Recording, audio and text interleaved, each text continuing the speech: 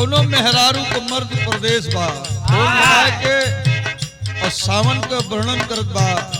कि बादर बड़ा बढ़िया से आगल हो दुआरे पर सरिम झिम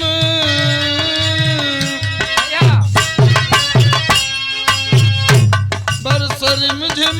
गगनवा से पानी पिया समय बा सुहाना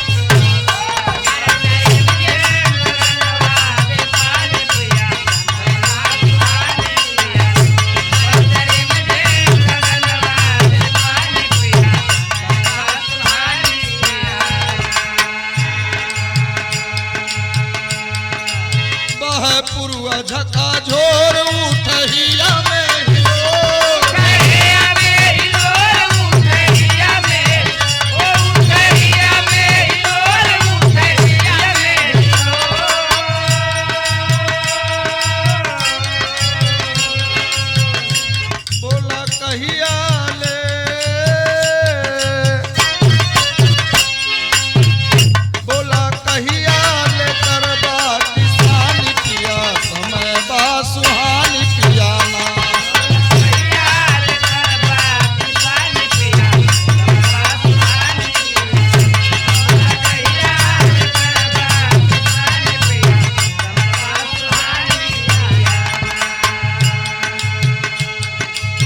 सुंदर जोताई खेतवा समय से बोआई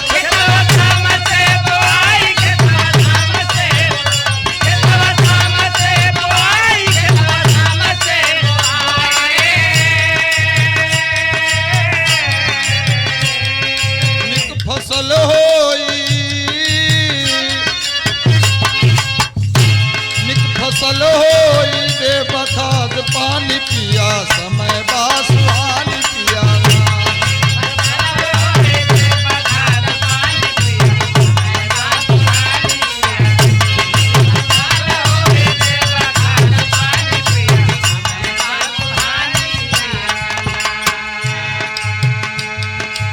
कृषि प्रधान देश मोर इस जग में बाया जोर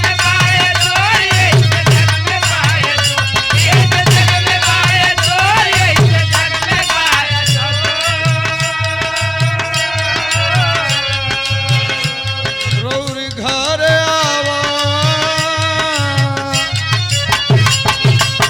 गौरी घर आवा करा जन दानी पिया समय बा सुहानी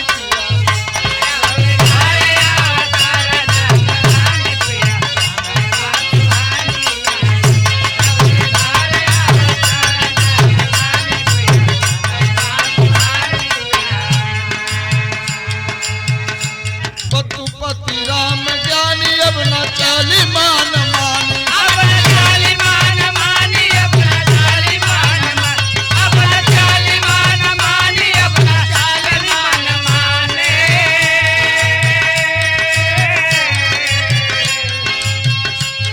रखा जौनपुरी